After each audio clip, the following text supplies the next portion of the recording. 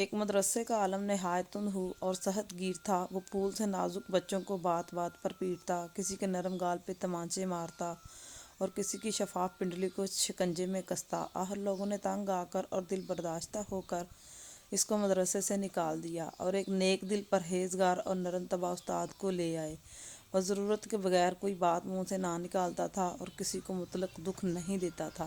رفتہ رفتہ طلبہ کے دلوں سے استاد کا ڈر جاتا رہا اور وہ پڑھنا بھول کر ہر وقت کھیل کود میں مشغول رہنے لگے یا ایک دوسرے سے لڑنے میں وقت گزارتے۔ غرض مدرسہ بازیچہ اطفال بن کر رہ گیا۔ لوگ جب یہ کیفیت دیکھے تو مجبوراً پہلے استاد کے پاس گئے اور اس سے سمجھا منا کر پھر مدرسے میں لے آئے۔ ایک بادشاہ نے اپنا لڑکا مکتب میں بھیجا۔ اس کی بغل میں چاندی کی تختی دی جس پر یہ بات سونے کے پانی سے لکھی ہوئی تھی کہ استاد کی سختی باپ کی محبت سے بہتر ہے۔